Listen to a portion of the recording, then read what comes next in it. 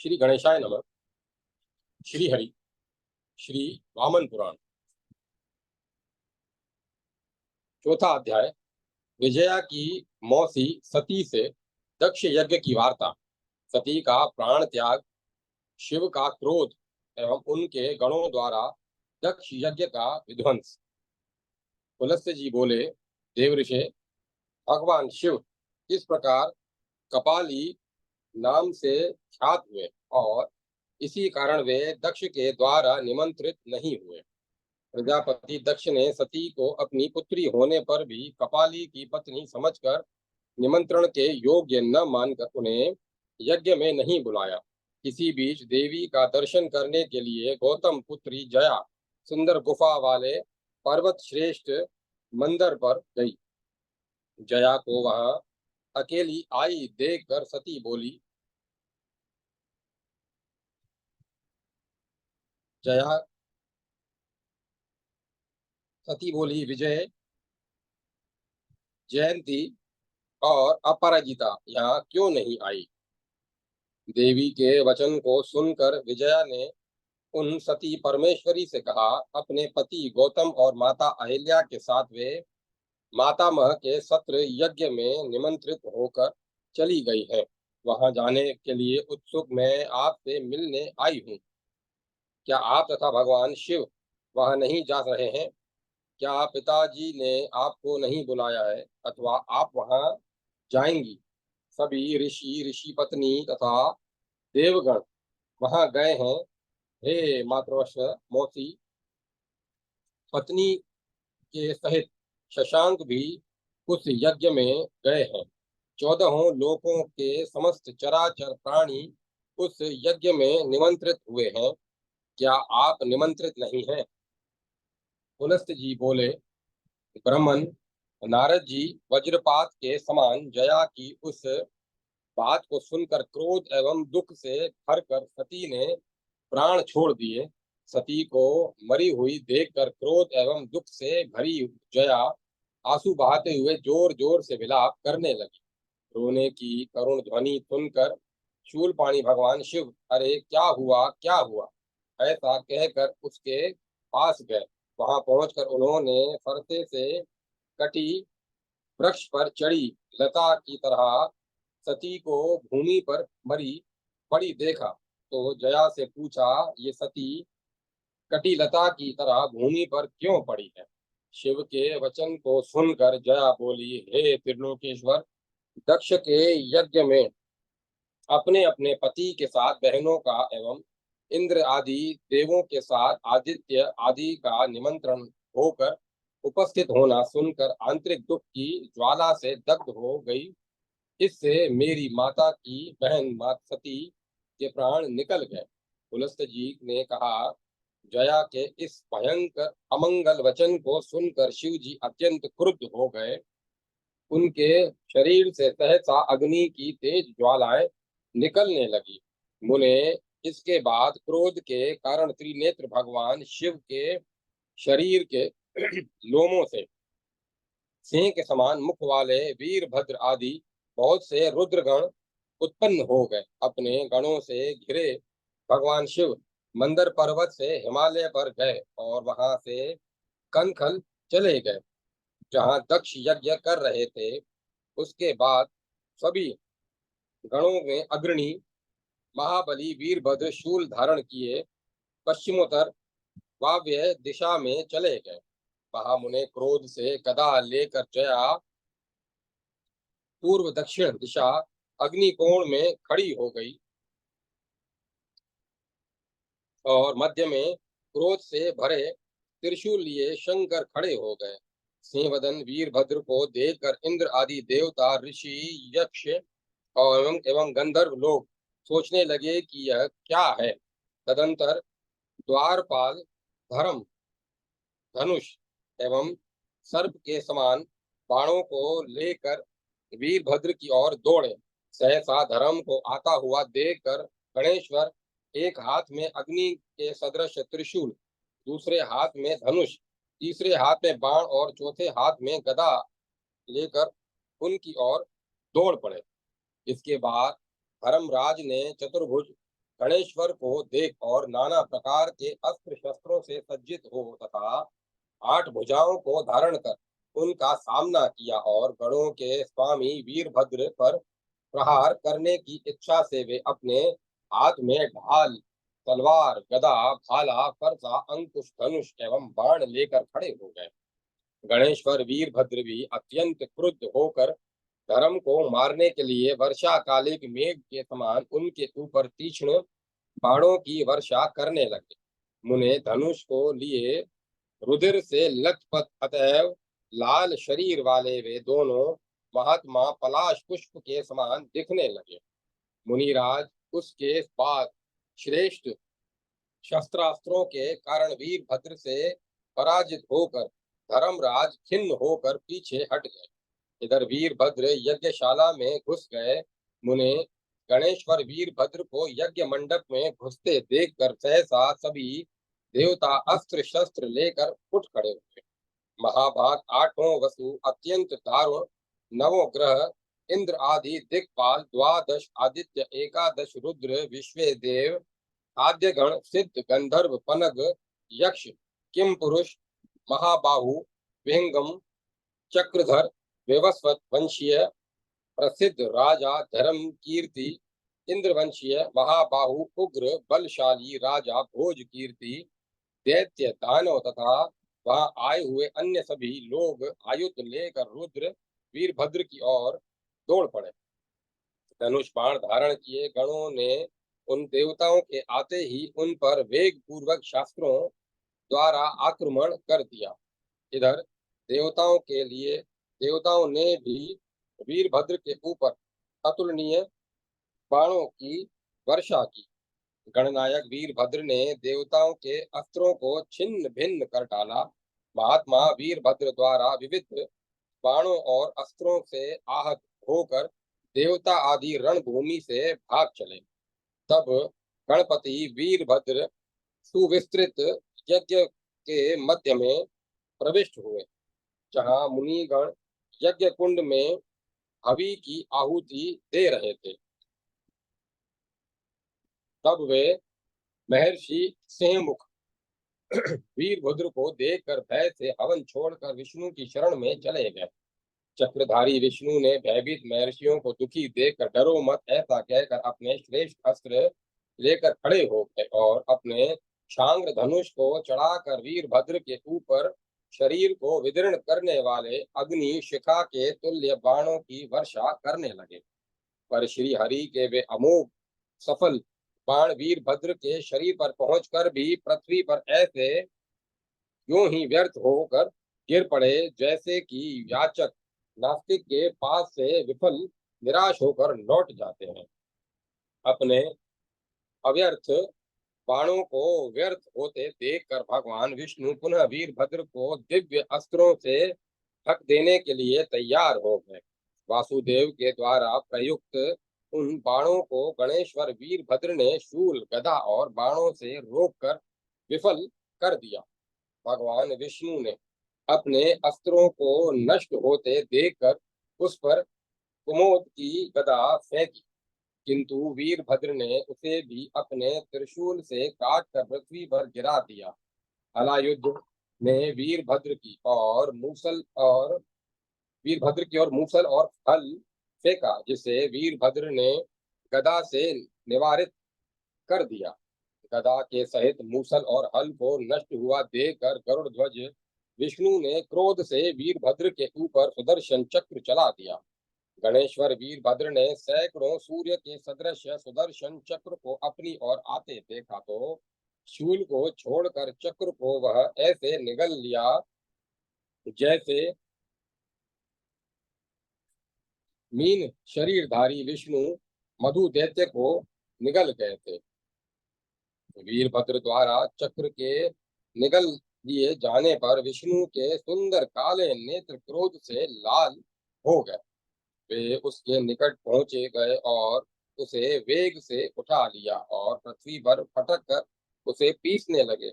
भगवान विष्णु की भुजाओं और जांघों के प्रबल वेग से भूतल में पटके गए वीरभद्र के मुख से रुधिर की रुधिर के फुहारे के साथ चक्र बाहर निकल आया। चक्र को मुख से निकला देखकर भगवान विष्णु ने उसे ले लिया और वीरभद्र को छोड़ दिया। भगवान विष्णु द्वारा छोड़ दिए जाने पर वीरभद्र ने जटाधारी शिव के निकट जाकर वासुदेव से हुई अपनी पराजय का वर्णन किया। फिर वीरभद्र को खून से लथपथ तथा सर्प के सदृश निश्वास होते देख अव्यय जटाधर शंकर ने क्रोध किया। इसके बाद क्रोध से तिल मिलाए शंकर ने अस्त्र सहित वीरभद्र को पहले बतलाए स्थान बिठा दिया। वे त्रिशूलधर शंकर वीरभद्र तथा भद्रकाली को आदेश देकर क्रोध से लाल आंखें किए यज्ञ मंडप में प्रविष्ट हुए। त्रिपुर नामक राक्षस को मारने वाले उन त्रिशूल पाणी त्रिपुरारी देवश्रेष्ठ जटाधर के दक्ष यज्ञ में प्रवेश करते ही ऋषियों में भारी भय उत्पन्न हो गया। इस प्रकार श्री वामन पुराण में चौथा अध्याय समाप्त हुआ। जय माता सरस्वती। जय माता सरस्वती। पांचवा अध्याय दक्ष यज्ञ का विध्वंस, देवताओं का प्रताड़न, शंकर के काल रूप और रक्षा आदि रूपों में स्वरूप कथन। पुलस्त जी बोले, जटाधारी भगवान शिव को क्रोध से आंखें लाल किए देखकर भगवान विष्णु उस स्थान से हटकर उपजाग्र ऋषिकेश में छिप गए। मुने क्रुद्ध शिव को देखकर 8 वसु तेजी से पिघलने लगे। इस कारण वहां सीता नाम की श्रेष्ठ नदी प्रवाहित हुई। वहां पूजा के लिए स्थित नेत्रधारी 11 रुद्रों भय के मारे इधर उधर भागते हुए शंकर के निकट जाकर उनमें ही लीन हो गए। महामुने नारद शंकर को निकट आते देख विश्व देवगण अश्वनी कुमार सात्यवृंद वायु अग्नि एवं सूर्य क्रोडाक्ष खाते हुए भाग गए।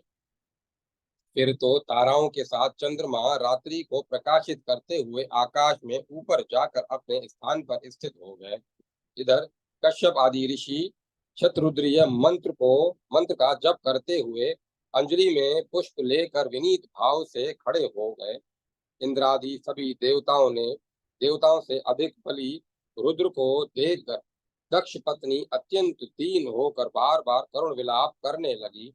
इधर क्रुद्ध भगवान शंकर ने थप्पड़ों के प्रहार से अनेक देवताओं को मार गिराया।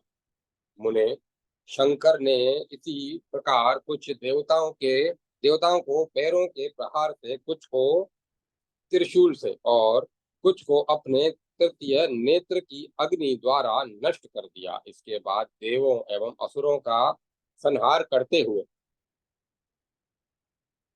शंकर को देखकर उषा देवता अयंतम सूर्य क्रोध पूर्वक दोनों बाहों को फैलाकर शिव जी की ओर दौड़े। त्रिलोचन शिव ने उन्हें अपनी ओर आते देख एक ही हाथ से उनकी दोनों भुजाओं को पकड़ लिया।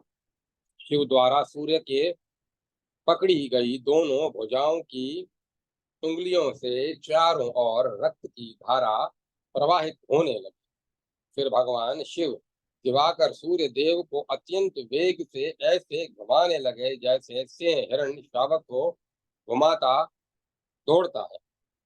नारद जी अत्यंत वेग से घुमाए गए सूर्य की भुजाओं से स्नायु बंध टूट गए और वे स्नायु बहुत छोटी नष्ट प्राय हो गई। सूर्य के सभी अंगों को रक्त से लथपथ देखकर उन्हें छोड़कर शंकर जी दूसरी ओर चले गए।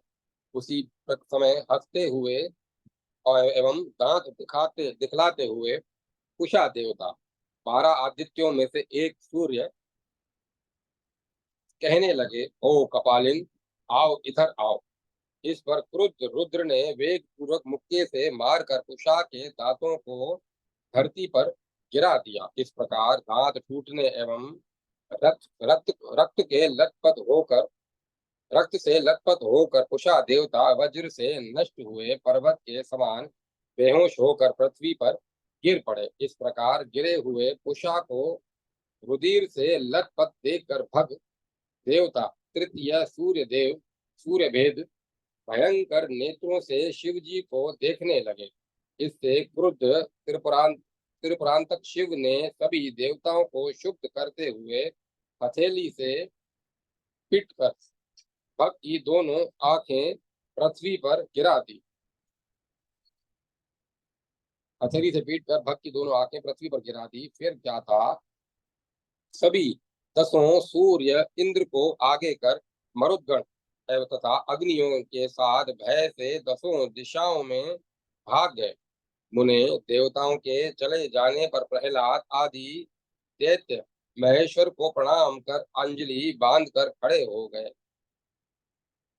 इसके बाद शंकर उस यज्ञ मंडप को तथा सभी देवासुरों को दग्ध करने के लिए क्रोध पूर्वक घोर दृष्टि से देखने लगे।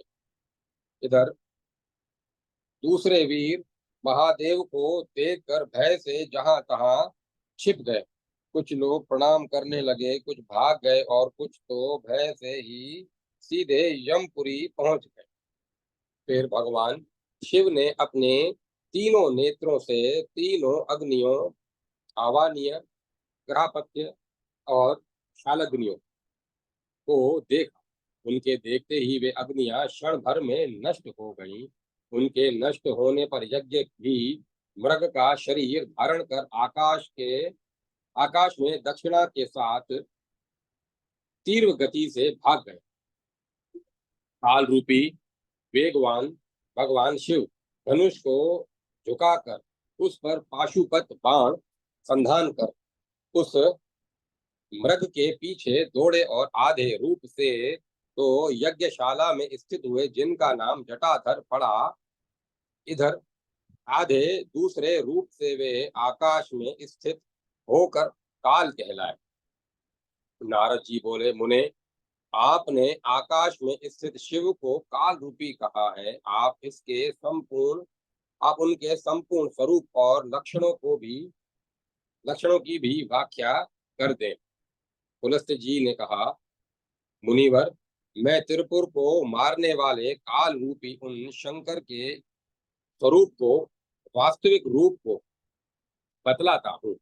उन्होंने लोक की भलाई की इच्छा से ही आकाश को व्याप्त किया है।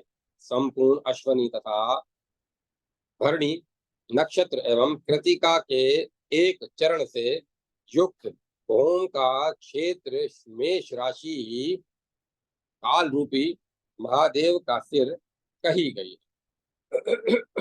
ब्रह्मन, इसी प्रकार कृतिका के 3 चरण, संपूर्ण रोहिणी नक्षत्र एवं मृगशिरा के 2 चरण, यह शुक्र की वृष राशि ही उसका मुख है। मृगशिरा के शेष 2 चरण, संपूर्ण आद्रा और पुनर्वसु के 3 चरण, बुध की प्रथम स्थिति स्थान मिथुन राशि, आकाश में स्थित शिव की दोनों भुजाएं। इसी प्रकार पुनर्वसु का अंतिम चरण, संपूर्ण पुष्य और आश्लेषा नक्षत्रों वाला चंद्रमा का क्षेत्र कर्क राशि, यज्ञ विनाशक शंकर के दोनों पार्श्व बगल है। ब्रह्मन, संपूर्ण बघा, संपूर्ण पूर्वा फाल्गुनी और उत्तरा फाल्गुनी का प्रथम चरण, सूर्य की सिंह राशि शंकर का हृदय कही जाती है। उत्तर फाल्गुनी के 3 चरण, संपूर्ण हस्त नक्षत्र एवं चित्रा के 2 पहले चरण, बुध की तृतीय राशि कन्या राशि शंकर का जठर है।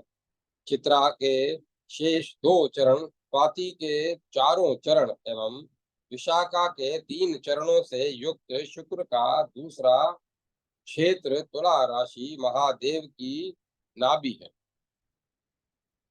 विशाखा का 1 चरण, संपूर्ण अनुराधा और ज्येष्ठ नक्षत्र मंगल का तृतीय क्षेत्र वृश्चिक राशि काल रूपी महादेव का उपस्थ है। संपूर्ण मूल पूर्वाषाढ़ और उत्तराषाढ़ की प्रथम चरण वाली धनु राशि जो बृहस्पति का क्षेत्र है, महेश्वर के दोनों गुरु हैं। उन्हें उत्तराषाढ़ के शेष 3 चरण, संपूर्ण श्रवण नक्षत्र और धनिष्ठा के 2 पूर्व चरण की मकर राशि शनि का क्षेत्र और परमेश्वर के दोनों घुटने हैं। धनिष्ठा के 2 चरण संपूर्ण शतभिक्ष और पूर्व भाद्रपद के 3 चरण वाली कुंभ राशि शनि का द्वितीय ग्रह और शिव की 2 जंघाएं। पूर्वा भाद्रपद के शेष 1 चरण संपूर्ण उत्तर भाद्रपद और संपूर्ण रेवती नक्षत्रों वाला बृहस्पति का द्वितीय क्षेत्र एवं मीन राशि उनके 2 चरण हैं। इसी प्रकार काल रूप धारण कर शिव ने क्रोध पूर्वक हिरण रूपधारी यज्ञ को बाणों से मारा। उसके बाद बाणों से विदित होकर किंतु वेदना की अनुभूति न करता हुआ वह यज्ञ ताराओं से घिरे शरीर वाला होकर आकाश में स्थित हो गया। नारद जी ने कहा, ब्राह्मण, आपने मुझसे 12 राशियों का वर्णन किया। अब विशेष रूप से उनके स्वरूप के अनुसार लक्षणों को बतलाया। तुलसी जी बोले, नारद, आपको मैं राशियों का स्वरूप बतलाता हूँ, सुनिए। वे जैसी हैं तथा जहाँ संचार और निवास करती हैं वह सभी वर्णित करता हूँ। मेष राशि भेड़ के समान आकार वाली है। बकरी, भेड़, धन, धान्य एवं रत्नकार आदि रत्नाकार आदि इसके संचार स्थान है तथा नवध्रुवा से आच्छादित समग्र पृथ्वी एवं पुष्पित वनस्पतियों से युक्त सरोवरों के कुलीनों में यह नित्य संचरण करती है। वृषभ के समान रूप युक्त वृक्ष वृक्ष राशि गोकुल आदि में विचरण करती है तथा कृषकों की भूमि इसका निवास स्थान है। मिथुन राशि एक स्त्री और एक पुरुष के साथ साथ रहने के समान रूप वाली है। एक शैया एवं यह शैया और आसनों पर स्थित है। पुरुष स्त्री के हाथों में वीणा एवं अन्य वाद है।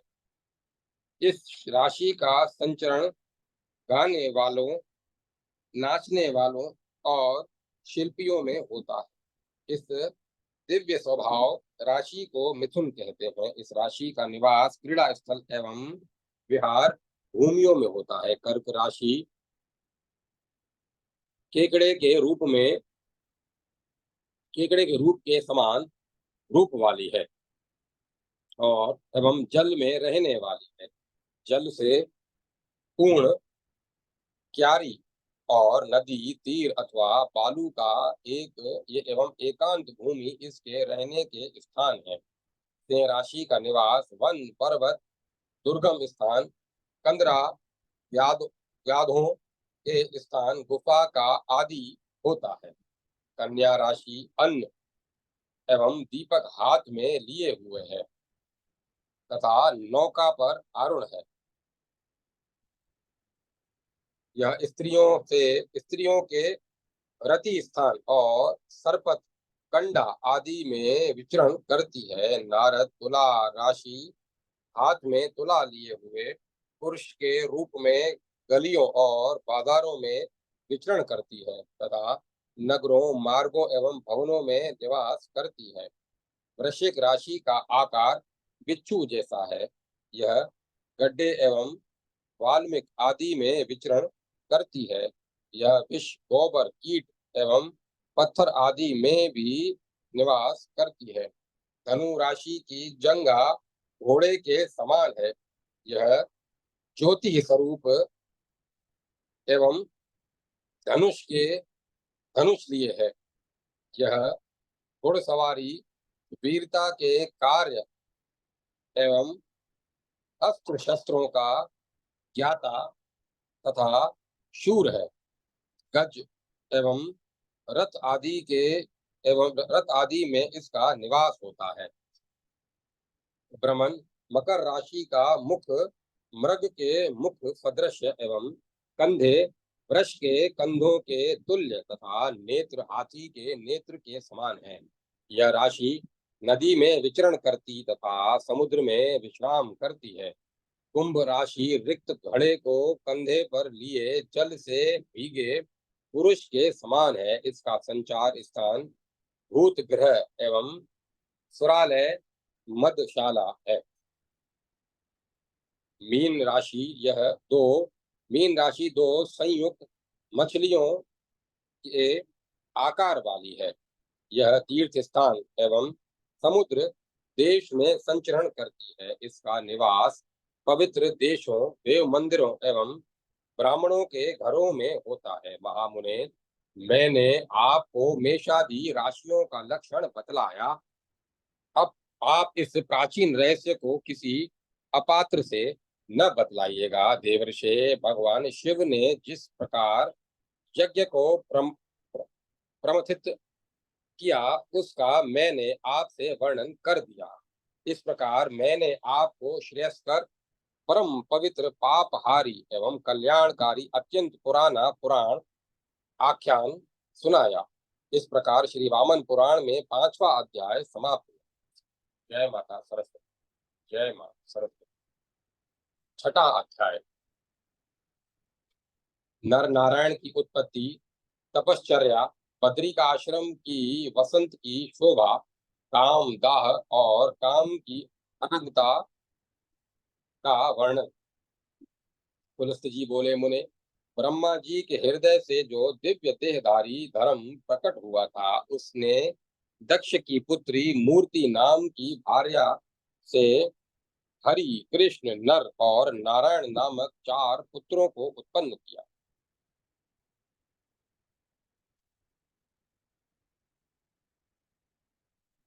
देवर्षे, इनमें हरि और कृष्ण ये दो तो नित्य योगा अभ्यास में निरत हो गए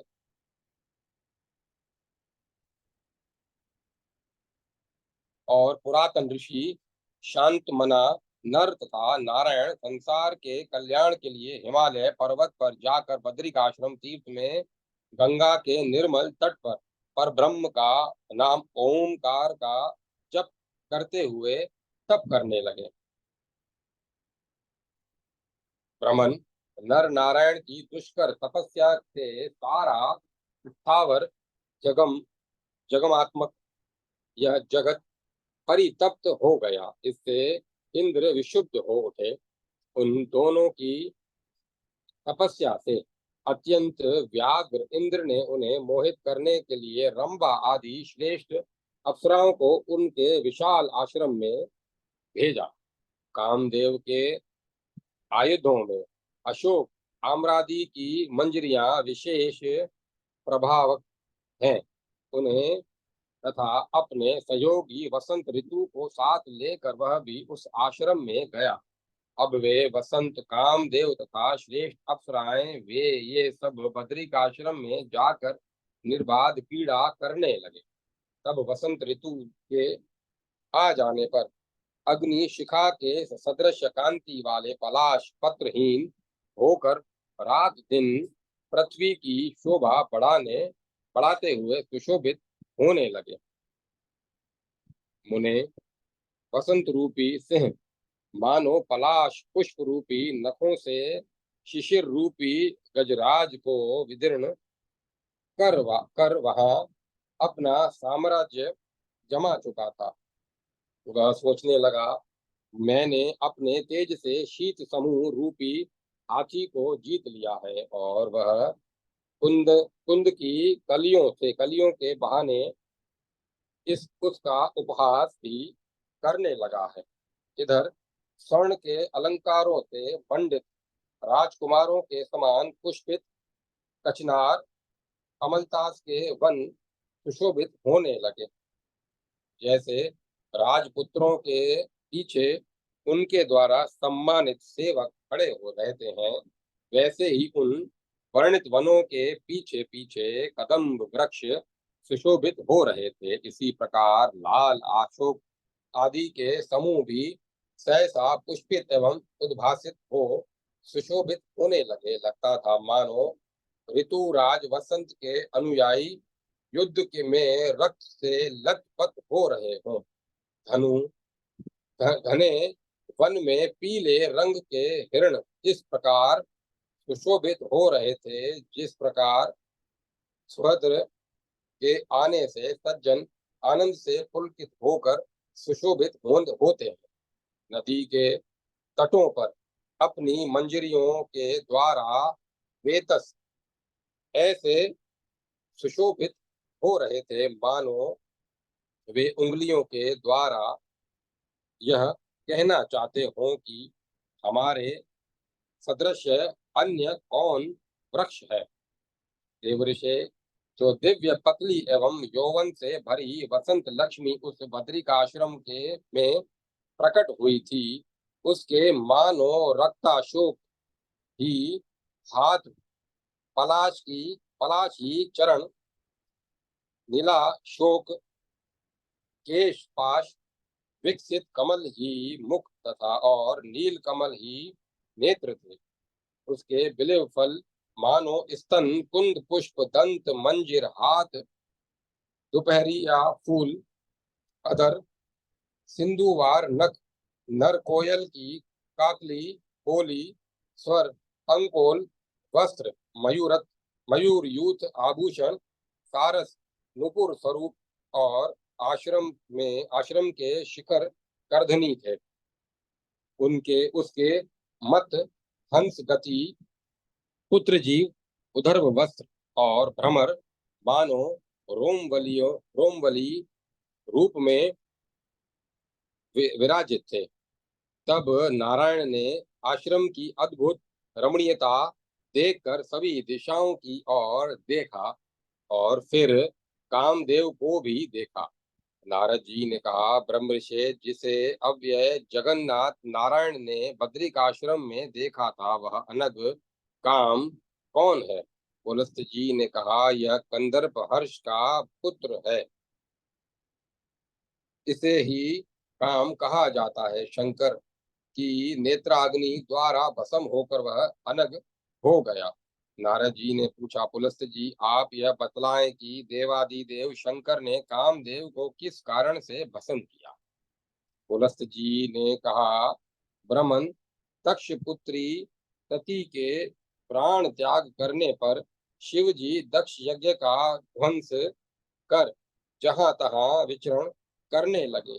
तब शिव जी को स्त्री रहित देखकर पुष्पास्त्र वाले कामदेव ने अब उन पर अपना उन्मादन नामक अस्त्र छोड़ा।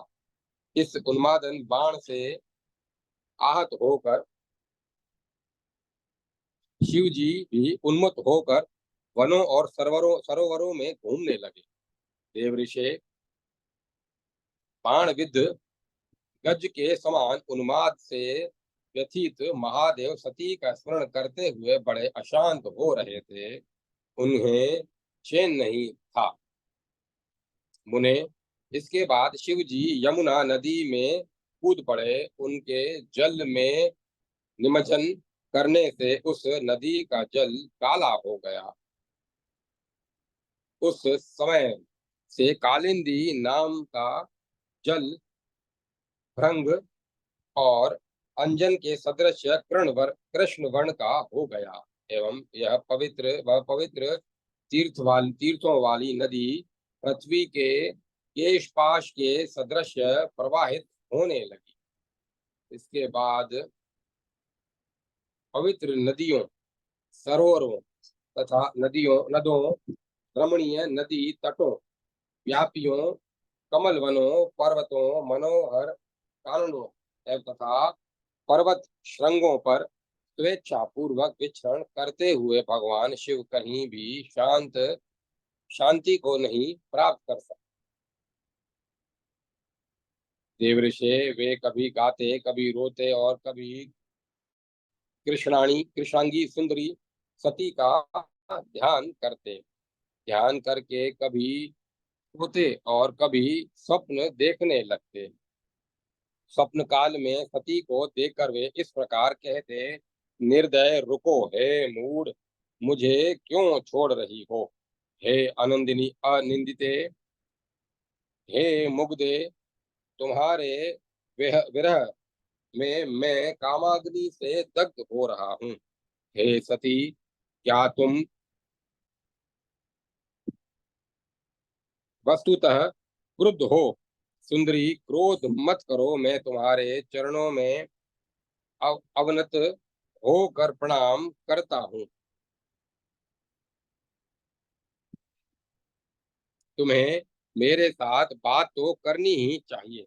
प्रिय, मैं सतत तुम्हारी ध्वनि सुनता हूँ, तुम्हें देखता हूँ,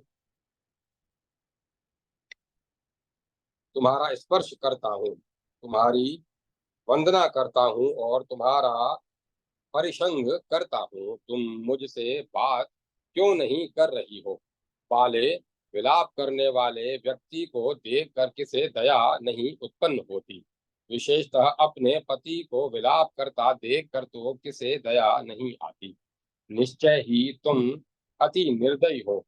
सूक्ष्म कटी वाली, तुमने पहले मुझसे कहा था कि तुम्हारे बिना मैं जीवित नहीं रहूंगी, इससे तुमने असत्य कर दिया। सुलोचने, आओ आओ, काम संतप्त मुझे आलिंगन करो। प्रिय,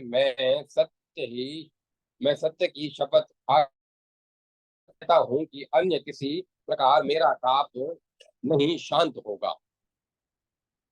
इस प्रकार वे विलाप कर स्वप्न के अंत में उठकर वन में बार बार रोने लगे। इस प्रकार मुक्त कंठ से विलाप करते हुए भगवान शंकर को दूर से देखकर काम ने अपना धनुष चढ़ाकर पुनः वेग से उन्हें संताप अस्त्र से भेद डाला। अब वे इससे विद्ध होकर और भी अधिक संतप्त हो गए और मुख से बारंबार विलक कर संपूर्ण विश्व को दुखी करते हुए जैसे तैसे समय बिताने लगे। फिर काम ने उन पर कृष्ण व्रजम्बण नामक अस्त्र से प्रहार किया। इससे उन्हें चमाई आने लगी। तब काम के बाणों से विशेष पीड़ित होकर जवाई लेते हुए वे चारों ओर घूमने लगे। इसी समय उन्होंने कुबेर के पुत्र पांचालिक को देखा और उसको देखकर इसके पास उसके पास जाकर त्रिनेत्र शंकर ने यह बात कही, भ्रातव्य, तुम अमित विक्रमशाली हो। मैं जो आज बात कहता हूँ तुम उसे करो। पांचालिक ने कहा पांचालिक ने कहा, स्वामिन, आप जो कहेंगे देवताओं द्वारा दुष्कर होने पर भी उसे मैं करूंगा।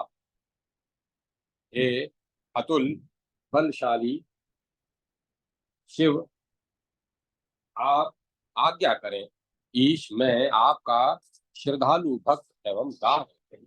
भगवान शिव बोले, वरदायिनी अंबिका, सती के नष्ट होने से मेरा सुंदर शरीर कामाग्नि से अत्यंत दग्ध हो रहा है। काम के विजृंभ विजृंभण और उन्माद शूरों से विद्ध होने से मुझे धैर्य, रति या सुख नहीं प्राप्त हो रहा है। पुत्र, तुम्हारे अतिरिक्त अन्य कोई पुरुष कामदेव से प्रेरित विरजाम्भण, संतापन और उन्माद नामक उग्र अस्त्र सहन करने में समर्थ नहीं है। अतः तुम इसे ग्रहण कर लो। पुलस्त जी बोले, भगवान शिव के ऐसा कहने पर यह उस यक्ष कुबेर पुत्र पांचालिक ने विजृंभण आदि सभी अस्त्रों को उनसे ले लिया। इससे त्रिशूली को तत्काल संतोष प्राप्त हो गया और प्रसन्न होकर उन्होंने उससे यह वचन कहे। भगवान महादेव जी बोले, पुत्र तुमने अति भयंकर विजृंभण आदि अस्त्रों को ग्रहण कर लिया, अतः प्रत्युपकार में तुम्हें सब लोगों के लिए आनंददायक वर दूंगा। चैत्र मास में जो वृद्ध, बालक, युवा या स्त्री तुम्हारा स्पर्श करेंगे या भक्ति पूर्वक तुम्हारी पूजा करेंगे, वे सभी उन्मत्त हो जाएंगे। यक्ष फिर वे गाएंगे, नाचेंगे, आनंदित होंगे और निपुणता के साथ बाजे बजाएंगे, किंतु तुम्हारे सम्मुख हंसी की बात करते हुए भी वे योग युक्त रहेंगे। मेरे ही नाम से तुम पूज्य होगे। विश्व में तुम्हारा पांचाली केश नाम प्रसिद्ध होगा। मेरे आशीर्वाद से तुम लोगों के वरदाता और पूज्यतम होगे। जाओ। भगवान शिव के ऐसा कहने पर वह यक्ष तुरंत सब देशों में घूमने लगा। फिर वह कालांजर के उत्तर और हिमालय के दक्षिण परम पवित्र स्थान में स्थित हो गया। वह शिव जी की कृपा से पूजित हुआ। उसके चले जाने पर भगवान त्रिनेत्र भी विंध्य पर्वत पर आ गए। वहां भी काम ने उन्हें देखा। उसे पुनः प्रहार की चेष्टा करते देख शिव जी भागने लगे। उसके बाद कामदेव के द्वारा पीछा किए जाने पर महादेव जी घोर घोर दारू वन में चले गए, जहाँ ऋषिगण अपनी पत्नियों के साथ निवास करते थे। उन ऋषियों ने भी उन्हें देखकर सिर झुकाकर प्रणाम किया। फिर भगवान ने उनसे कहा, आप लोग मुझे भिक्षा दीजिए। इस पर सभी महर्षि मौन रह गए। नारद जी इस पर महादेव जी सभी आश्रमों में घूमने लगे। उस समय उन्हें आश्रम में आया हुआ देख पतिव्रता अरुंधति और अनसुईया को छोड़कर ऋषियों के ऋषियों की समस्त पत्नियां प्रक्षुब्ध एवं सत्यहीन हो गई। पर अरुंधति और अनसुईया पति सेवा में ही लगी रही। अब शिव जी जहाँ जहाँ चाहते थे वहां वहां संशुभित कामार्थ और मद से विकल इंद्रियों वाली स्त्रियां भी जाने लगी। मुनियों की वे स्त्रियां अपने आश्रमों को सूना छोड़ उनका इस प्रकार अनुसरण करने लगी, जैसे करेणु मदमत गज का अनुसरण करें। मुने यह देखकर ऋषिगण क्रुद्ध हो गए और एवं कहा कि इनका लिंग भूमि पर गिर जाए। फिर तो महादेव का लिंग पृथ्वी को विदीर्ण करता हुआ गिर गया एवं तब नील लोहित त्रिशूली अंतर्ध्यान हो गए। वह पृथ्वी पर गिरा लिंग उसका भेदन कर तुरंत रसातल में प्रविष्ट हो गया और ऊपर की ओर भी उसने विश्व विश्व ब्रह्मांड का भेदन कर दिया। इसके बाद पृथ्वी, पर्वत, नदियां, पादप तथा चराचर से पूर्व पूर्ण समस्त पाताल लोक कांप उठे। पितामह ब्रह्मा भूवर लोक आदि भुवनों को संक्षुब्ध देखकर श्री विष्णु से मिलने क्षीर सागर पहुंचे। वहां उन्हें देख भक्ति पूर्वक प्रणाम कर ब्रह्मा ने कहा, देव, समस्त भुवन विशुद्ध कैसे हो गए हैं? इस पर श्री हरि ने कहा, ब्रह्मन, महर्षियों ने शिव के लिंग को गिरा दिया है। उसके भार से कष्ट में पड़ी आर्त पृथ्वी विचलित हो रही है।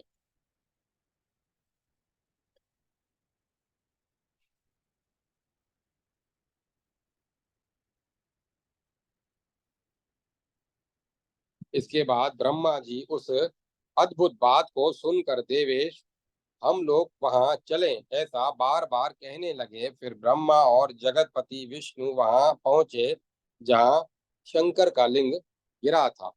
वहां उस अनंत लिंग को देखकर आश्चर्यचकित होकर हरि गरुड़ पर सवार हो उसका पता लगाने के लिए पाताल में प्रविष्ट हुए। नारद जी ब्रह्मा जी अपने पद्मयान के द्वारा संपूर्ण उधरवा उधर्वाकाश को लांग गए, पर उस लिंग का अंत नहीं पा सके और आश्चर्यचकित होकर वे लौट आए। मुने इसी प्रकार जब चक्रपाणी भगवान विष्णु भी सातों पातालों में प्रवेश कर उस लिंग का बिना अंत पाए ही वहां से बाहर आए, तब ब्रह्मा विष्णु दोनों शिवलिंग के पास जाकर हाथ जोड़कर कहने उनकी स्तुति करने लगे। ब्रह्मा विष्णु बोले, शूलपाणी आपको प्रणाम है। वृषभध्वज जीमुत वाहन कवि शर्व त्र्यंबक शंकर आपको प्रणाम है। महेश्वर महेशान सर्वशणाक्ष वृक्षाकपे दक्ष यज्ञ विध्वंसक काल रूप शिव आपको प्रणाम है। परमेश्वर आप इस जगत के आदि मध्य एवं अंत हैं। आप षड़ैश्वर्य षड़ैश्वर्य पूर्ण भगवान सर्वत्र गामी या सर्वत्र व्याप्त हैं, आपको प्रणाम है। पुलस्त जी बोले, उस दारू वन में इस प्रकार स्तुति किए जाने पर वृत्तकाओं में वक्ताओं में श्रेष्ठ हर ने अपने स्वरूप में प्रकट होकर अर्थात मूर्तिमान होकर उन्हें दोनों से इस प्रकार बोल कहा। भगवान शंकर बोले, आप दोनों सभी देवताओं के स्वामी हैं।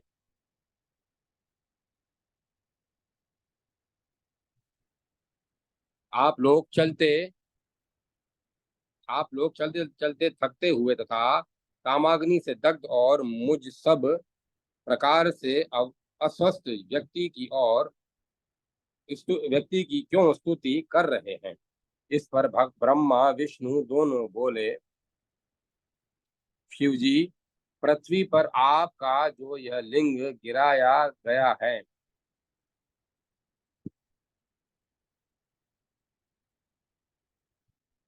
उसे पुनः आप ग्रहण करें, इसीलिए हम आपकी स्तुति कर रहे हैं।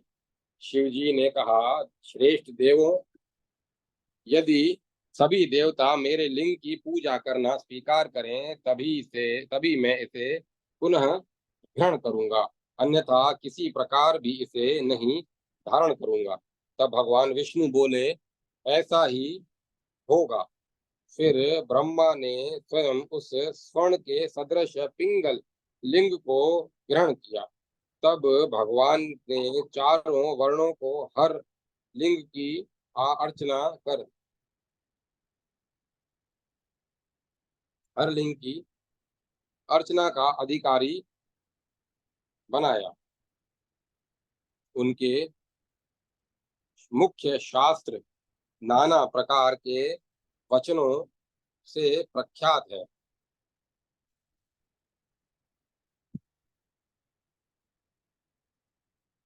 उन्हें उन शिव भक्तों का प्रथम संप्रदाय शिव, द्वितीय पाशुपत, तृतीय कालमुख और चतुर्थ संप्रदाय कपालिक या भैरव नाम से विख्यात है।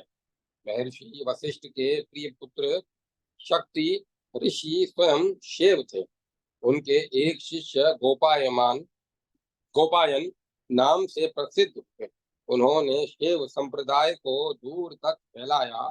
तपोधन भारद्वाज महापाशुपत थे और सोमकेश्वर राजा वृषभ उसके शिष्य हुए, जिनसे पाशुपत संप्रदाय विशेष रूप से परिवर्तित हुआ। उन्हें ऐश्वर्य एवं तपस्या के धनी महर्षि आपस्तंभ कालमुख संप्रदाय के आचार्य थे। क्राथेश्वर नाम के उनके वैश्य शिष्य ने इस संप्रदाय का विशेष रूप से प्रचार किया।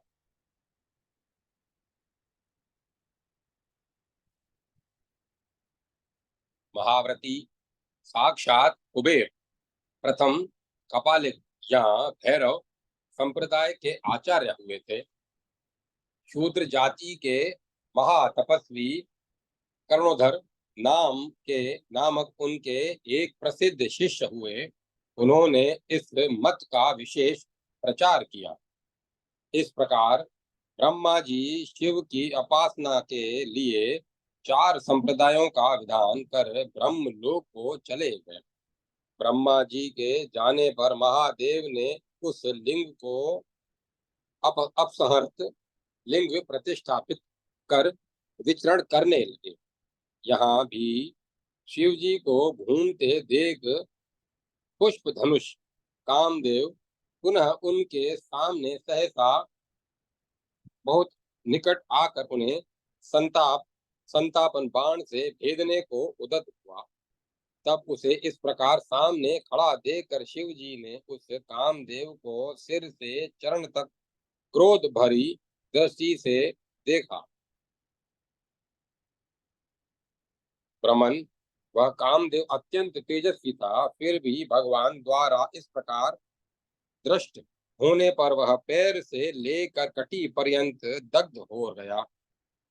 अपने चरणों को जलते हुए देखकर पुष्पा पुष्पायुध काम ने अपने श्रेष्ठ धनुष को दूर फेंक दिया। इससे उसके 5 टुकड़े हो गए। उस धनुष का जो चमचमाता हुआ स्वर्ण युक्त मुठबंद था, वह सुगंध पूर्ण सुंदर चंपक वृक्ष हो गया। मुने उस धनुष का जो हीरा जड़ा हुआ सुंदर कति वाला नहा स्थान था, वह केसर वन में बकुल मोलेश्वरी नाम का वृक्ष बना। इंद्रनील से सुशोभित उसकी सुंदर कोटि भृंगों से विभूषित सुंदर पाटला गुलाब के रूप में परिणित हो गई। धनुषनाह के ऊपर मुट्ठी में स्थित चंद्रकांत मणि की प्रभा से युक्त स्थान चंद्र किरण के समान उज्जवल 5 गुल्म वाली चमकीली बन गया चमेली पुष्प बन गया। मुने मुष्टि के ऊपर और दोनों कोटियों के निचले विदुम्र मणि विभूषित स्थान से अनेक फुटों वाली मल्लिका मालती हो गई। नारद जी देव के द्वारा जाति के साथ अन्य सुंदर तथा सुगंधित पुष्पों की सृष्टि हुई। उधर शरीर के दग्ध होने के समय कामदेव ने अपने प्राणों को भी पृथ्वी पर फेंका था। उससे हजारों प्रकार के फल युक्त वृक्ष उत्पन्न हो गए। शिव जी की कृपा से श्रेष्ठ देवताओं द्वारा भी अनेक प्रकार के सुगंधित एवं स्वादिष्ट आम्र आदि फल उत्पन्न हुए, जो खाने में स्वादु युक्त है। इस प्रकार कामदेव को भस्म कर एवं अपने शरीर को संयत कर समर्थ अविनाशी शिव पुण्य की कामना से हिमालय पर तपस्या करने चले गए। इस प्रकार प्राचीन समय में देव श्रेष्ठ शिव जी द्वारा धनुष बाण सहित काम दग्ध किया गया था। तब से देवताओं में प्रथम पूजित वह महाधनुर्धर देवों द्वारा अनग कहा गया। इस प्रकार श्री वामन पुराण में 6ठा अध्याय समाप्त। जय माता गायत्री, जय महागायत्री।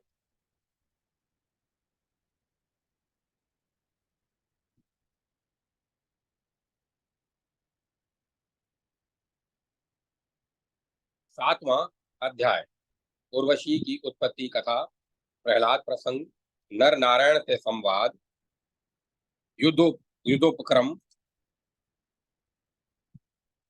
पुलस्त जी बोले, नारद जी, उसके बाद समर्थ नारायण ऋषि कामदेव को हंसते हुए देखकर यूं बोले, काम, तुम यहाँ बैठो।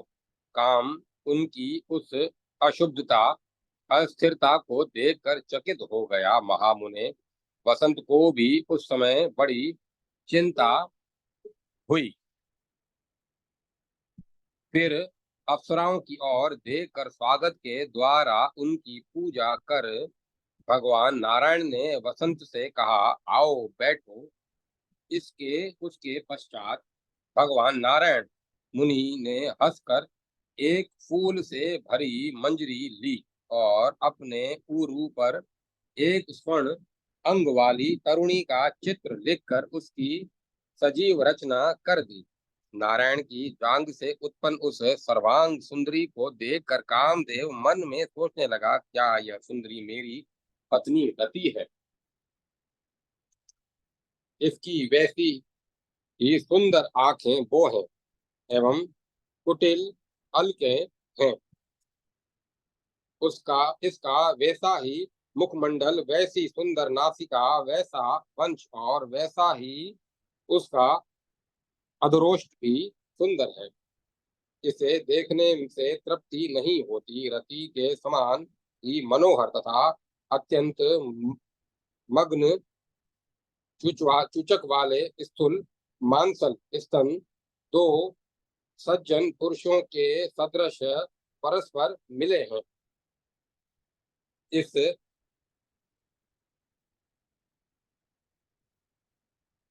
सुंदरी का वैसा ही कृश त्रिवली युक्त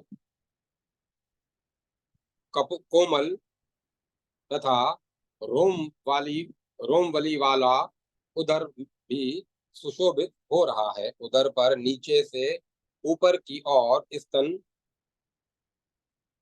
तक तक जाती हुई उसकी रोम राजी सरोवर आदि के तट से कमल वृंद की ओर जाती हुई भ्रमर मंडली के समान सुशोभित हो रही है।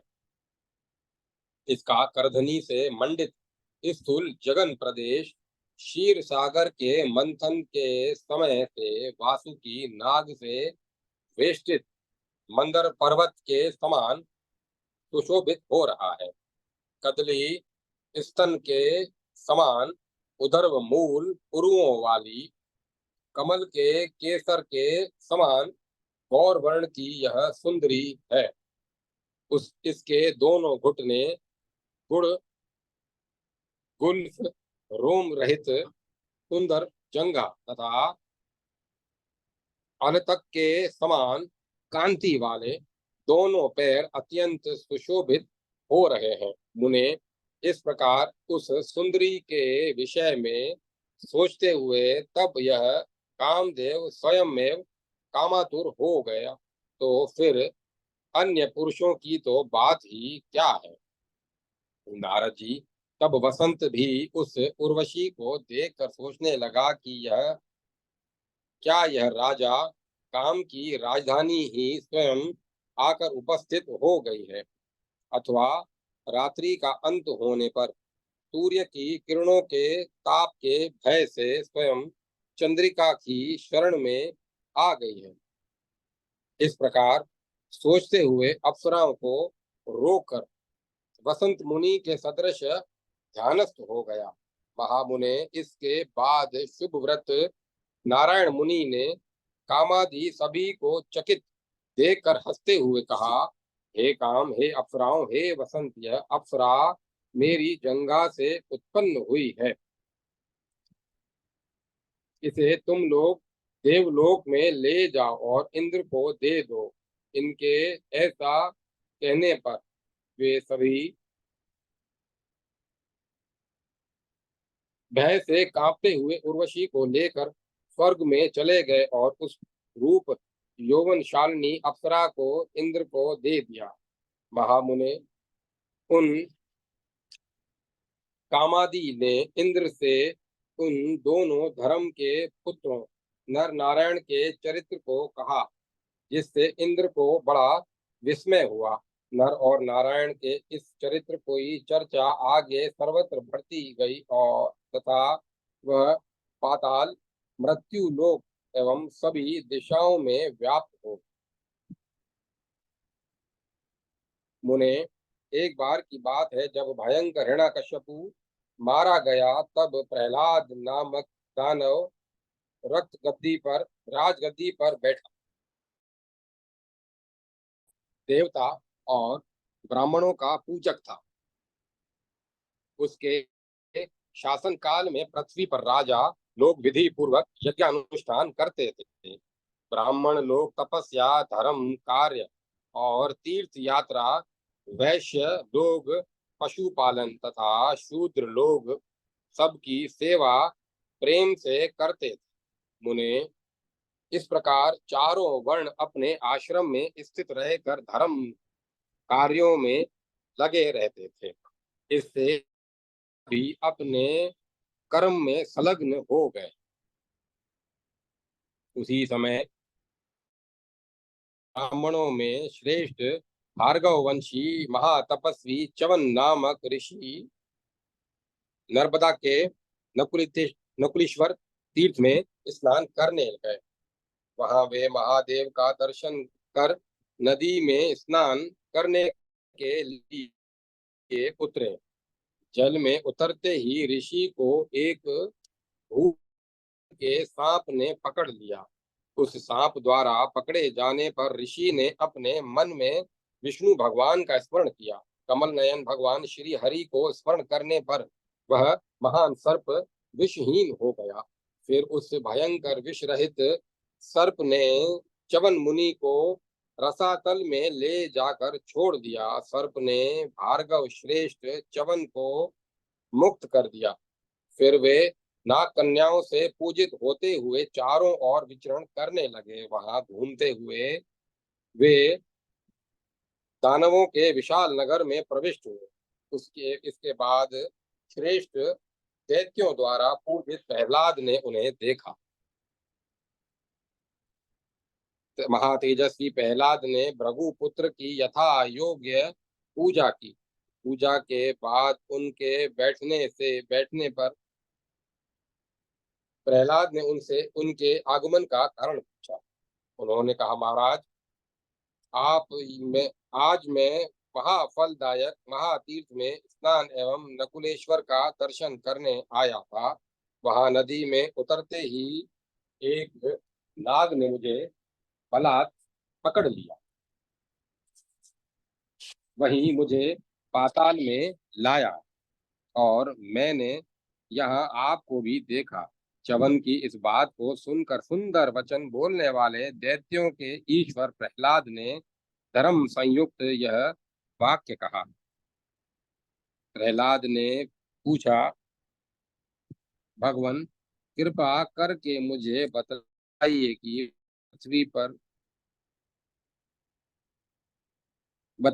पृथ्वी, आकाश और पाताल में कौन कौन से महान तीर्थ हैं।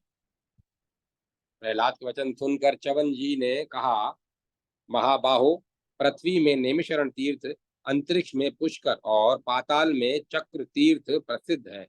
पुलस्त जी ने कहा, महामुने, भार्गव की इसी बात को सुनकर पुलस्त जी ने कहा, महामुने, भार्गव की इसी बात को सुनकर दैत्यराज प्रहलाद ने नैमिष्य तीर्थ में जाने के लिए इच्छा प्रकट की और दानवों से यह बात कही। प्रहलाद बोले, उठो, हम सभी नेमिष तीर्थ में स्नान करने जाएंगे तथा वहां पीताम्बरधारी स्वयं एवं कमल के समान नेत्रों वाली तथा वहां पीताम्बरधारी एवं कमल के समान नेत्रों वाले भगवान अच्युत विष्णु के दर्शन करेंगे। पुलस्त जी ने कहा, दैत्यराज प्रहलाद के ऐसा कहने पर वे सभी दैत्य और दानव रसातल से बाहर निकले एवं अतुलनीय उद्योग में लग गए। उन महाबलवान तिथि पुत्रों एवं दानवों ने निमिष अरण्य में आकर आनंद पूर्वक स्नान किया। इसके बाद श्रीमान दैत्य श्रेष्ठ प्रहलाद मृग्या आखेट या शिकार के लिए वन में घूमने लगे। वहां घूमते हुए उन्होंने पवित्र एवं निर्मल जल वाली सरस्वती नदी को देखा। वहीं समीप ही बाणों से खचाखच बिंधे बड़ी बड़ी शाखाओं वाले एक शूल वृक्ष को देखा। वे सभी बाण एक दूसरे के मुख से लगे हुए थे। तब उन अद्भुत आकार वाले नागों पवित्र सांपों से लिपटे बाणों को देखकर देतेश्वर को बड़ा क्रोध हुआ। फिर उन्होंने दूर से ही काले मृग चर्म को धारण किए हुए बड़ी बड़ी जटाओं वाले तथा तपस्या में लगे दो मुनियों को देखा। उन दोनों के बगल में सुलक्षण शांग्र और आजगव नामक दो दिव्य धनुष एवं दो अक्षय तथा बड़े बड़े तर्कस वर्तमान थे। उन दोनों को इस प्रकार देखकर दानवराज प्रहलाद ने उन्हें दंभ से युक्त समझा। फिर उन्होंने उन दोनों श्रेष्ठ पुरुषों से कहा, आप दोनों यहाँ धर्म विनाशक दंभपूर्ण कार्य क्यों कर रहे हैं? कहाँ तो आपकी यह तपस्या और जटाभार, कहाँ ये दोनों श्रेष्ठ अस्त्र? इस पर नर ने उनसे कहा, देतेश्वर, तुम उसकी चिंता क्यों कर रहे हो? सामर्थ्य रहने पर भी कोई सामर्थ्य रहने पर कोई भी व्यक्ति जो कर्म करता है उसे वही शोभा देता है। तब दितीश्वर प्रहलाद ने उन दोनों से कहा, धर्म सेतु में के स्थापित करने वाले मुझ देतेंद्र के रहते यहाँ आप लोग सामर्थ्य बल से क्या कर सकते हैं? इस इस पर नर ने उन्हें उत्तर दिया, हमने पर्याप्त शक्ति प्राप्त कर ली है। हम नर और नारायण दोनों से कोई भी युद्ध नहीं कर सकता। इधर महादैत्य के इस पर देतेश्वर ने क्रुद्ध होकर प्रतिज्ञा कर दी कि मैं युद्ध में जिस किसी भी प्रकार आप नर और नारायण दोनों को जीतूंगा। ऐसी प्रतिज्ञा कर देतेश्वर प्रहलाद ने वन की सीमा पर अपनी सेना खड़ी कर दी और धनुष को फैलाकर उस पर डोरी चढ़ाई तथा घोर करतल ध्वनि की ताल ठोकी। इस पर नर ने भी आजव आजगव धनुष को चढ़ाकर बहुत से तेज छोड़े, परंतु प्रहलाद ने उनके स्वर्ण पंखों वाले अप्रीतम बाणों से उन बाणों को काट डाला। फिर नर ने युद्ध में अप्रीतम जेतेश्वर के द्वारा बाणों को नष्ट हुआ देख क्रुद्ध होकर अपने महान धनुष को चढ़ाकर पुनः तीक्ष्ण बाण छोड़े। नर के एक बाण छोड़ने पर प्रहलाद ने दो बाण छोड़े। नर के तीन बाण छोड़ने पर प्रहलाद ने चार बाण छोड़े। इसके बाद पुनः नर ने पांच बाण और फिर देतेश्वर प्रहलाद ने छह तेज बाण छोड़े। विप्र नर के सात बाण छोड़ने पर दैत्य ने आठ बाण छोड़े। नर के नव बाण छोड़ने पर प्रहलाद ने उन पर 10 बाण छोड़े। नर के 12 बाण छोड़ने पर दानव ने 15 बाण छोड़े। नर के 36 बाण छोड़ने पर दैत्यपति ने 72 बाण चलाए। नर के 100 बाणों पर दैत्य ने 300 बाण चलाए। धर्म पुत्र के 600 बाणों पर दैत्यराज ने 1000 बाण छोड़े। फिर तो उन दोनों ने अत्यंत क्रोध से एक दूसरे पर असंख्य बाण छोड़े। इसके बाद नर ने असंख्य बाणों से पृथ्वी, आकाश और दिशाओं को ढक दिया। फिर दैत्य प्रवर प्रहलाद ने स्वर्ण पंख वाले बाणों को बड़े वेग से छोड़कर उनके बाणों को काट दिया। तब नर तथा दानव दोनों वीर बाणों तथा भयंकर श्रेष्ठ अस्त्रों के प्रहार से परस्पर युद्ध करने लगे। इसके बाद दैत्य ने हाथ में ब्रह्मास्त्र लेकर उस धनुष पर नियोजित कर चला दिया एवं उन पुरुषोत्तम ने भी माहेश्वरास्त्र का प्रयोग कर दिया। वे दोनों अस्त्र परस्पर एक दूसरे से टक्कर खाकर गिर गए। ब्रह्मास्त्र के व्यर्थ होने पर क्रोध से मूर्छित हुए प्रहलाद वेग से गदा लेकर उत्तम रथ से कूद पड़े। ऋषि नारायण ने उस समय दैत्य को हाथ में गदा लिए अपनी ओर आते देखकर स्वयं युद्ध करने की इच्छा से नर को पीछे हटा दिया। नारद जी तब प्रहलाद जी गदा लेकर तपोनिधान शांग धनुष को धारण करने वाले प्रसिद्ध पुरातन ऋषि महापराक्रमशाली लोकपति नारायण की ओर दौड़ पड़े। इस प्रकार श्री वामन पुराण में 7वां अध्याय समाप्त। जय माता सरस्वती। जय मां सरस्वती। 8वां अध्याय प्रहलाद और नारायण का तुमुल युद्ध। भक्ति से विजय। पुलस्त जी बोले, प्रहलाद ने जब हाथ में शांग्र धनुष लिए भगवान नारायण को सामने से आते देखा तो अपनी गदा घुमाकर वेग से उनके सिर पर प्रहार कर दिया। नारद जी गदा से प्रताड़ित होने पर नारायण के नेत्रों से आग के संफुलिंग के समान आंसू पृथ्वी पर गिरने लगे।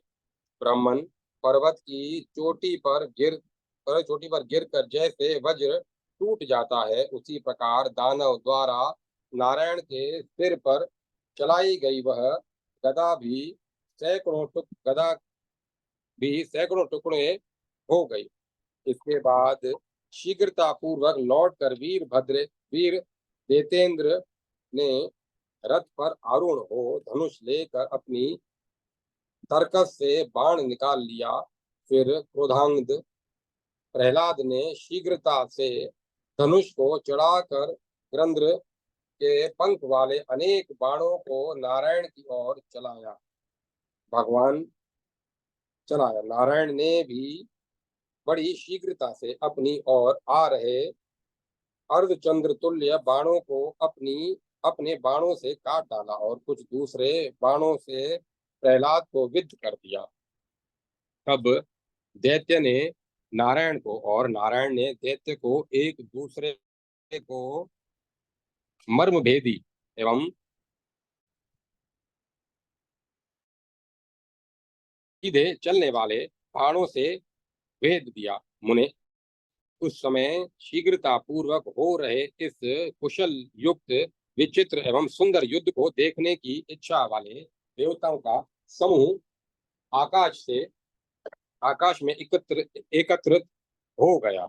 इसके बाद बड़े जोर से बजने वाले नगाड़ों को बजाकर देवताओं ने भगवान नारायण के और दैत्यों के ऊपर अनुपम रूप में पुष्पों की वर्षा की।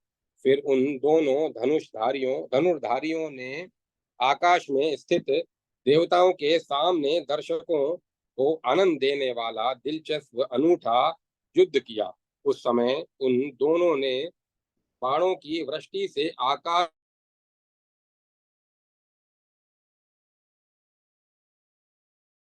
बाण वृष्टि से दिशाओं एवं विदिशाओं को ढक दिया। महामुनि नारद जी तथा तब नारायण ने धनुष को खींचकर तेज बाणों से प्रहलाद के सभी मर्म स्थलों में प्रहार किया और फुर्ती वाले दैतेश्वर ने क्रोध पूर्वक धनुष को चढ़ाकर नरोत्तम के हृदय, दोनों भुजाओं और मुंह को भी बाणों से भेद दिया। उसके बाद नारायण ने बाण चला रहे के धनुष में मुष्टि बंध को अर्धचंद्र के आकार वाले एक तेजस्वी भी बाण से काट दिया। प्रहलाद ने भी कटे धनुष को झट फेंक कर दूसरा धनुष हाथ में ले लिया और शीघ्र ही उसकी प्रत्यंचा डोरी चढ़ाकर तेज बाणों की वर्षा प्रारंभ कर दी।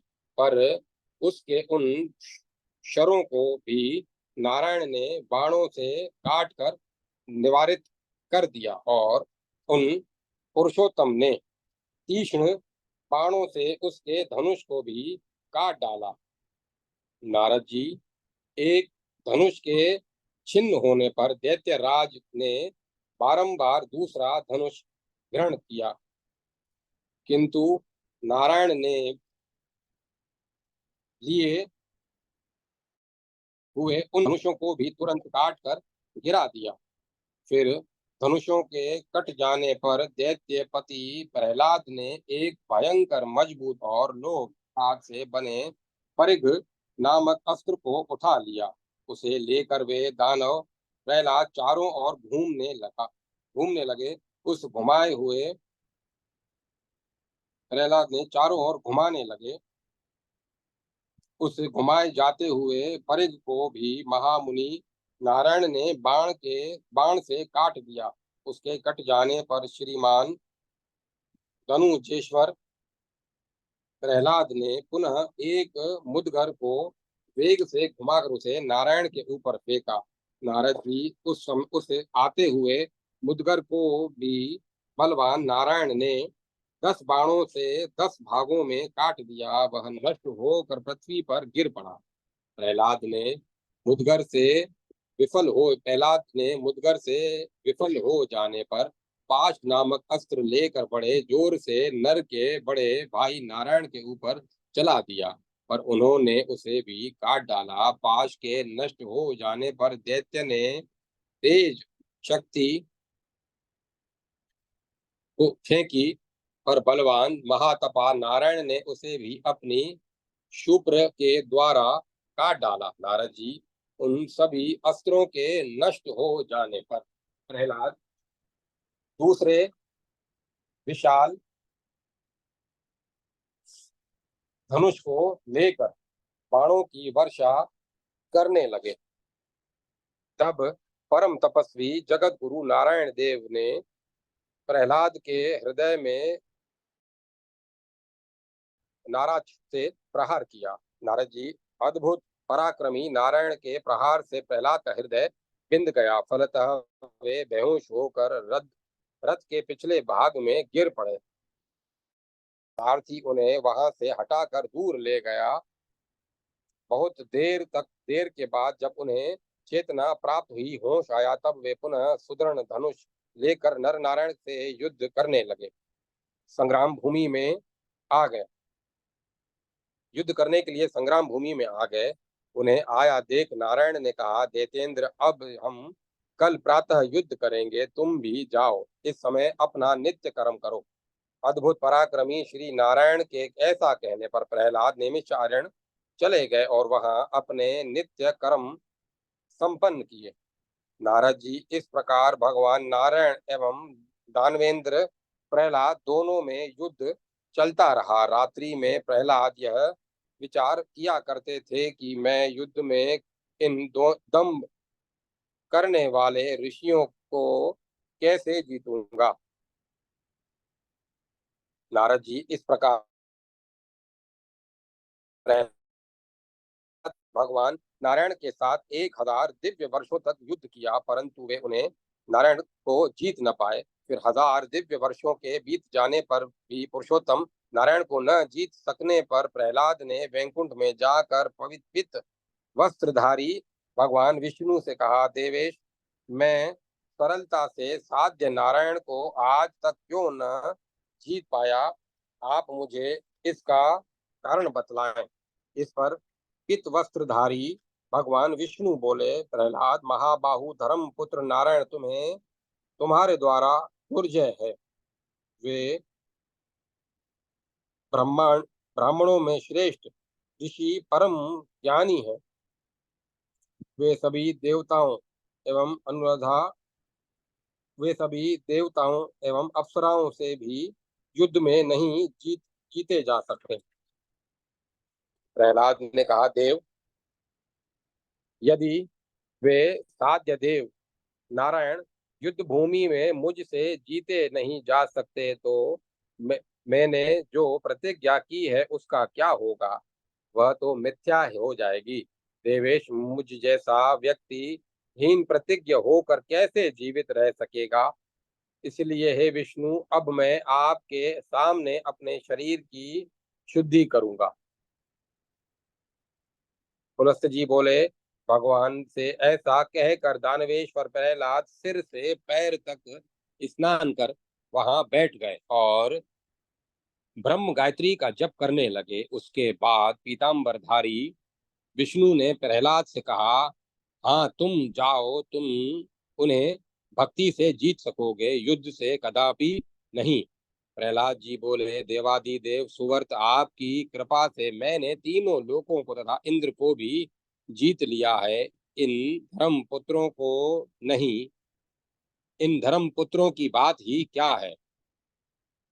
हे अज, यदि ये सदव्रती त्रिलोकी से भी अजय हैं तथा आपके प्रसाद से भी उनके सामने नहीं ठहर सकता, तो फिर मैं क्या करूं? इस पर भगवान विष्णु बोले, दानव श्रेष्ठ, वस्तुतः नारायण रूप में वहां मैं ही हूँ। मैं ही जगत की भलाई की इच्छा से धर्म प्रवर्तक के लिए उस रूप से मैं तप कर रहा हूँ। इसीलिए प्रहलाद, यदि तुम विजय चाहते हो तो मेरे उस रूप की आराधना करो।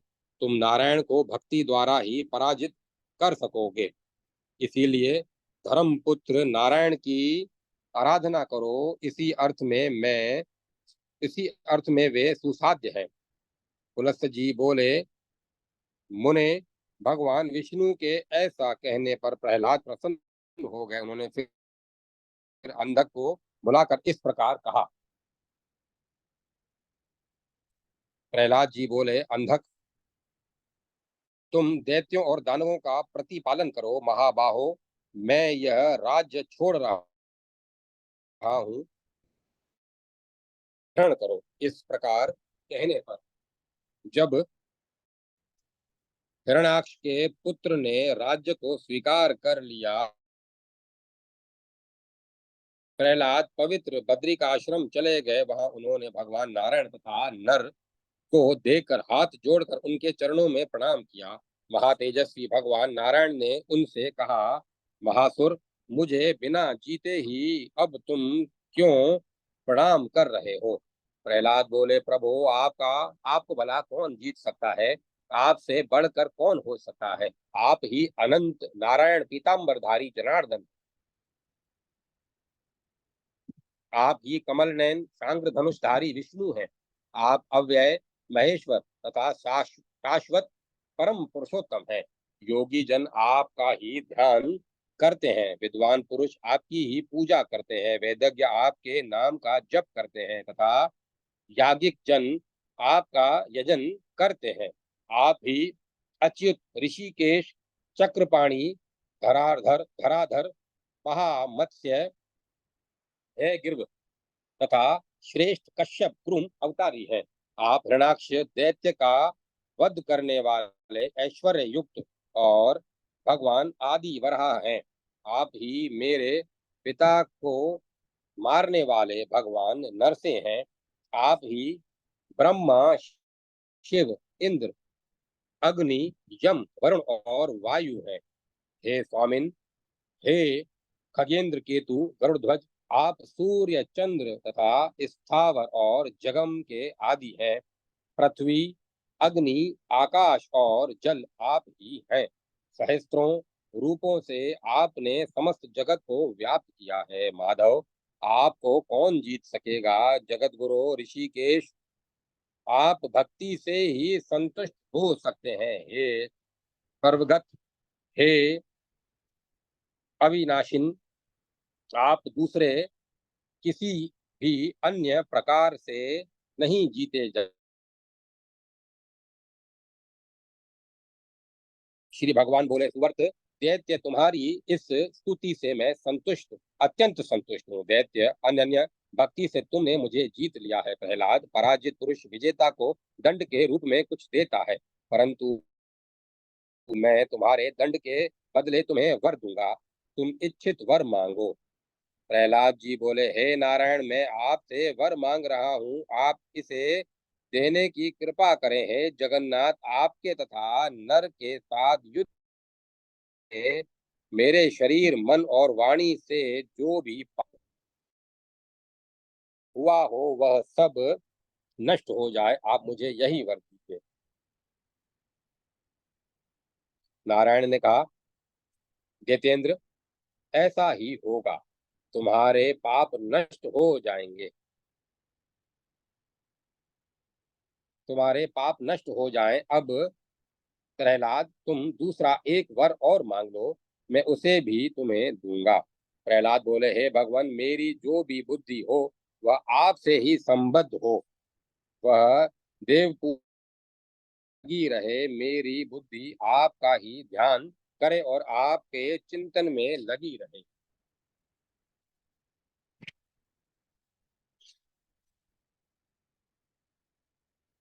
नारायण बोले, नारायण ने कहा, प्रहलाद, ऐसा ही होगा, पर हे महाबाहो, तुम एक और अन्य वर भी जो तुम चाहो मांगो। मैं बिना विचारे ही, बिना देह अधेह का विचार किए ही वह भी तुम्हें दूंगा। प्रहलाद ने कहा, अधोक्षज, आपके अनुग्रह से मुझे सब कुछ प्राप्त हो गया। आपके चरण कमलों से मैं सदा लगा रहूं और ऐसी ही मेरी प्रसिद्धि भी हो, अर्थात मैं आपके भक्त के रूप में ही चर्चित हूँ। नारायण ने कहा, ऐसा ही होगा। इसके अतिरिक्त मेरे प्रसाद से तुम अक्षय, अविनाशी, अजर और अमर होगे।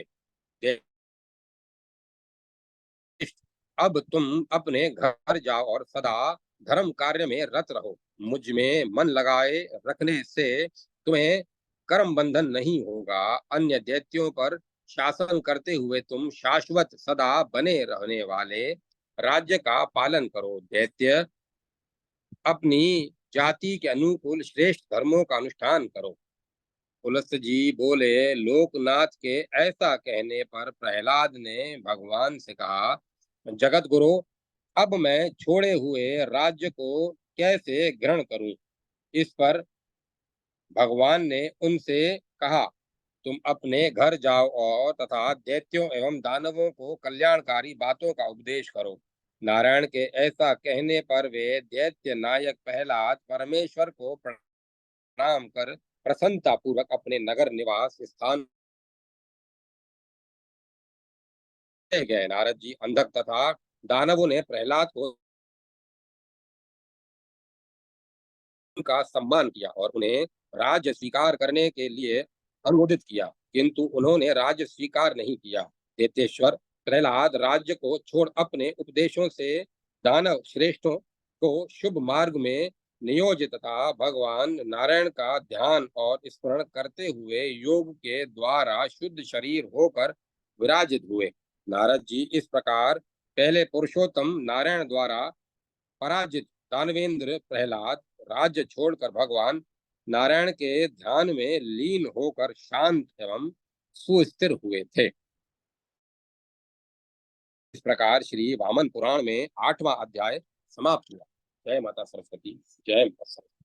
ओम नमो नारायण। ओम नमो भगवते वासुदेवाय। ओम तत्सत। ओम तत्सत। ओम। अब कथा को विराम दिया जाता है।